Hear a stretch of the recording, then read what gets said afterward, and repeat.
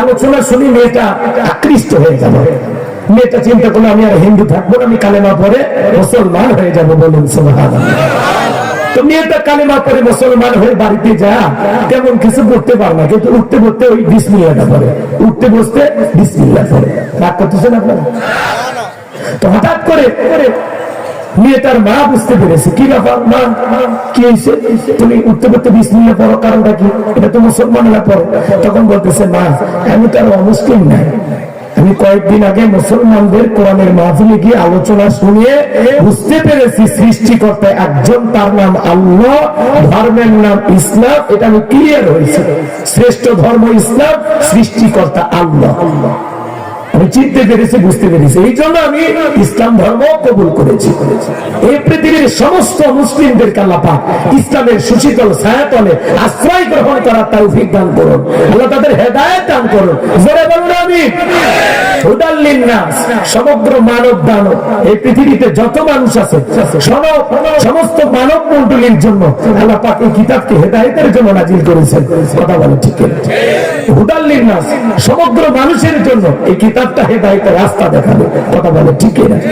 সম্মানিত ভাইরা আমার, মেয়েটার মা অনেক ভাবে বুঝাইলেন। মেয়েটা দেখে বলে, মা যত কথাই বলো আমার পক্ষে ইসলাম ধর্ম ছাড়া সম্ভব নয়।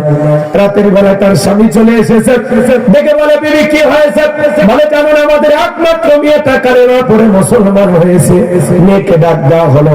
বাবা জিজ্ঞাসা করে, মা এসব কি শুনছি, তুমি নাকি মুসলমান হয়েছো? মেয়েটা দেখে বলে, বাবা যা শুনেছেন সত্য, আমি কালেমা পড়ে মুসলমান হয়েছি। বাবা অনেক বুঝাইলেন। বলে, মা তোমার উপরে আমাদের বংশ সবকিছু নির্ভর করতেছে। তুমি মুসলমান হয়েছো, এটা যদি প্রকাশ পায় সমাজে মুখ দেখাইতে পারবো না, বংশের মুখে চুনকালি পড়বে। এখনো সময় আছে মা, ইসলাম ধর্ম ত্যাগ করে বাপ দাদা পূর্বপুরুষের ধর্মে ফিরে আসো। মেয়েটা দেখে বলে, বাবা যত কথাই বলো আমার পক্ষে ইসলাম ধর্ম ছাড়া সম্ভব নয়। বাবা রাগান্বিত হয়ে গালের মধ্যে একটা চড় বসায় দিল। মেয়েটা কাঁদতে কাঁদতে বলে, বাবা যত কিছু আঘাত করো মারো, আমাকে মারতে মারতে যদি মেরেও ফেলে দাও জীবনটা দিতে রাজি, কিন্তু নবীজির কালেমা ছাড়তে রাজি নাই। আমি কালেমা ছাড়বো না, আমি ইসলামের পথ ত্যাগ করবো না। এইবার পরদিন সকালবেলা এই ব্যক্তি বাদশার দরবারে চলে গেছে। ওই দেশের বাদশা যিনি ছিল তার সিলমোহর মারা আংটিটা এই ব্যক্তির হাতে দিয়েছে। ওই দেশের নিয়ম হলো বাদশার সিলমোহর মারা আংটি এক এক দিন এক একজন ব্যক্তি সংরক্ষণ করে রাখত। এই ব্যক্তির পালা যেদিন পড়েছে, তালি যেদিন পড়েছে, ওই দিন ওই ব্যক্তি বলতেছে, বাদশাহ এই আংটিটা কোনো কারণে হারিয়ে ফেললে আপনি তো আমাকে ফাঁসি দিয়ে মারবেন। কারণ বাদশার নিয়ম ছিল যার কাছ থেকে আংটি হারিয়ে যাবে জালেম বাদশাহ তার কি দিয়ে মারতো? ফাঁসি দিয়ে মারতো, শুলিতে চড়াইতো। তখন বলতেছে, আমি আংটি হেফাজতের দায়িত্ব পালন করতে পারবো না, তবে আপনি যদি অনুমতি দেন আমার মেয়েকে আমি দায়িত্ব দেব। তখন বলতেছে, ঠিক আছে আমার আপত্তি নাই, কিন্তু তোমার মেয়েকে দেশের আইন সম্পর্কে অবগত করবা। এবার বাড়িতে গেলেন, মেয়েটার হাতের আংটি দিলেন, দিয়ে বলে, মা এটা বাদশার সিলমোহর মারা আংটি, খবরদার তোমার কাছ থেকে যেন হারিয়ে না যায়। হারিয়ে গেলে বাদশা কিন্তু এই আংটি হারানোর অপরাধে তোমাকে ফাঁসি দিয়ে মারবে, আমি বাবা হয়ে বাঁচাতে পারবো না। মেয়েটা বিসমিল্লাহির রহমানির রহিম বইয়া পকেট আংটি রাখছে। এবার রাতের বেলা যখন মেয়েটা ঘুমাইছে, বাবা গভীর রাত্রে মেয়ের পকেট থেকে আংটি চুরি করে বাড়ির পাশে নদী ছিল, নদীর ভিতরে ছুঁড়ে মারছে।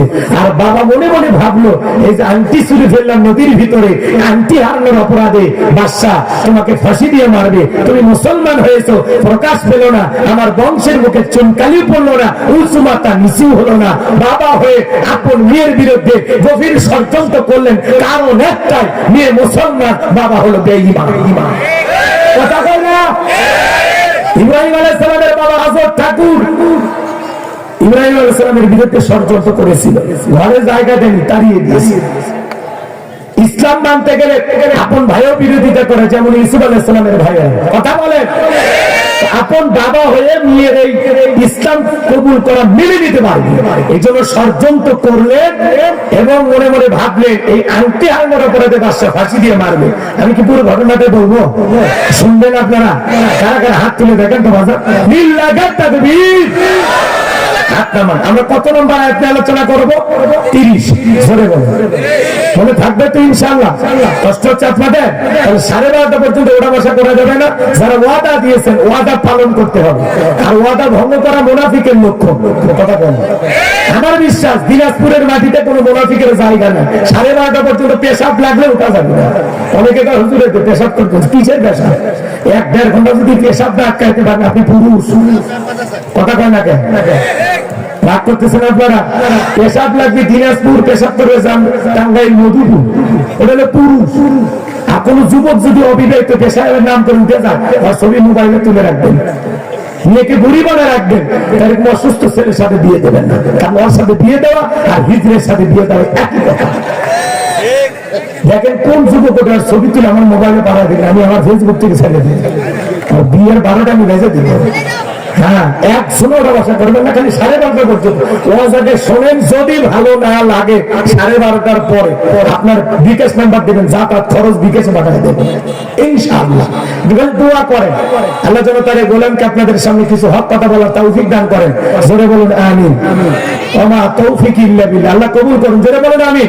আমার কোন জ্ঞান নাই, জ্ঞান দেওয়ার মালিককে। ক্বালু সুবহানাকা লা ইলমা লানা ইল্লা মা আল্লামতানা ইন্নাকা আনতাল আলিমুল হাকীম। বলুন সুবহানাল্লাহ। জ্ঞান দেওয়ার মালিককে।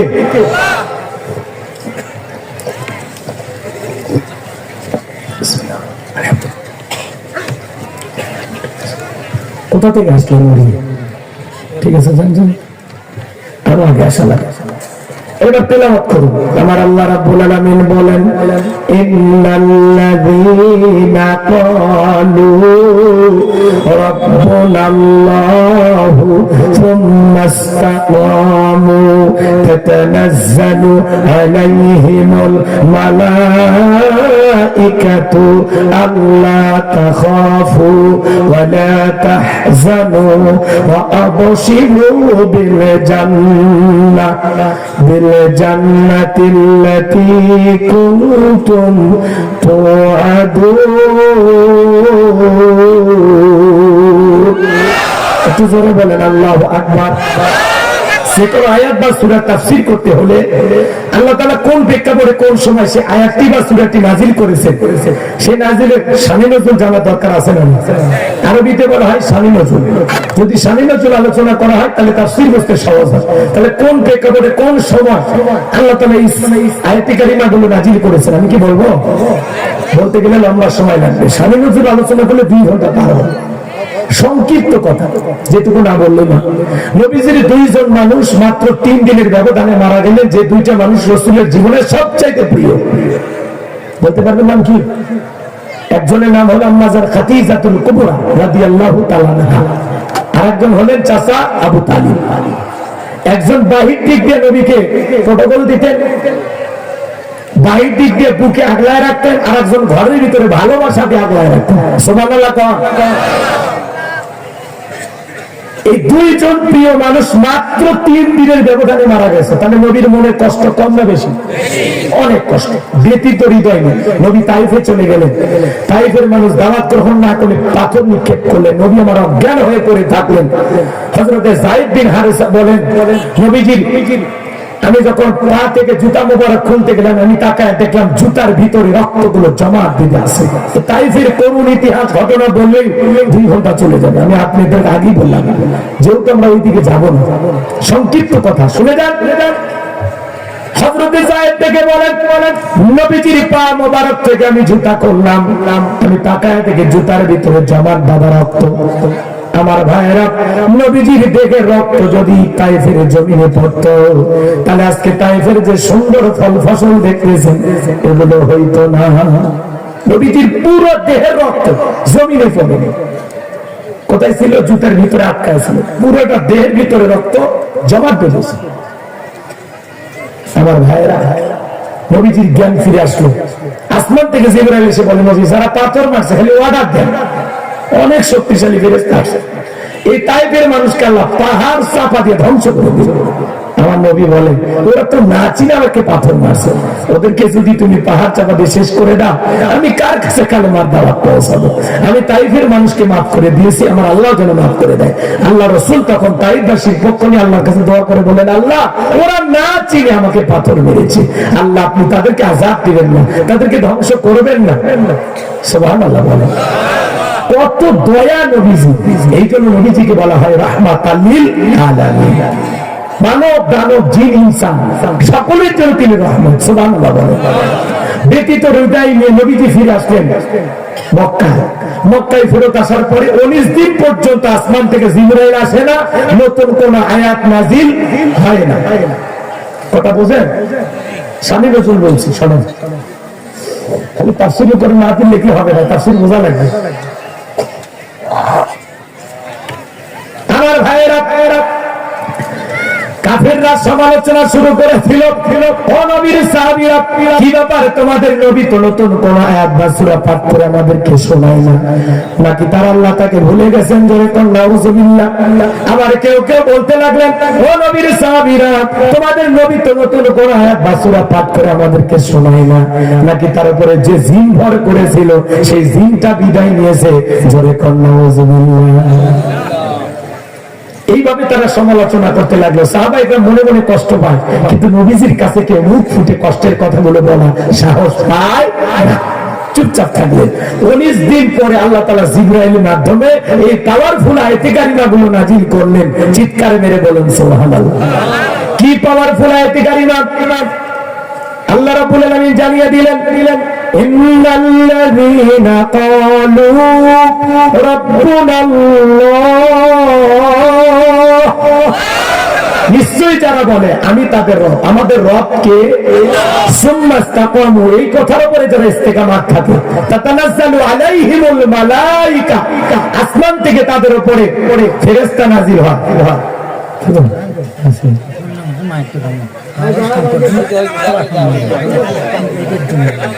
আপনি কি মুসলমান? না না, আমার নাম হচ্ছে মাহিদুর রহমান।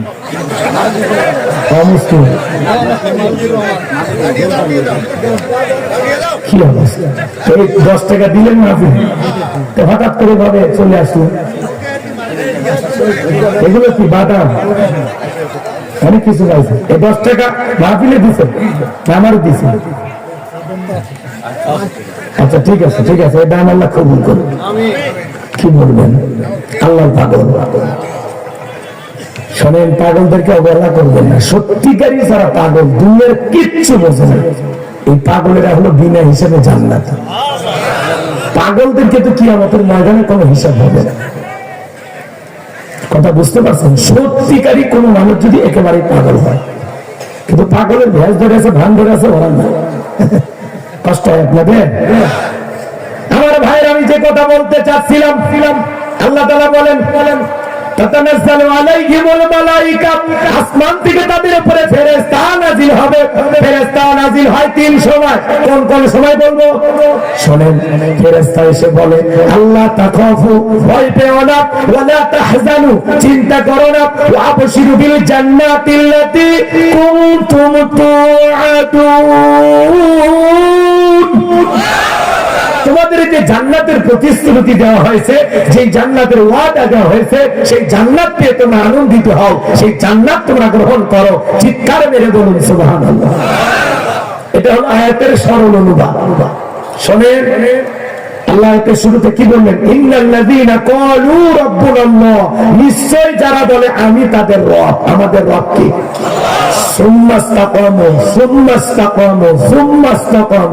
এই কথার উপরে যারা ইস্তেকামাত থাকে, দৃঢ় থাকে, মজবুত থাকে।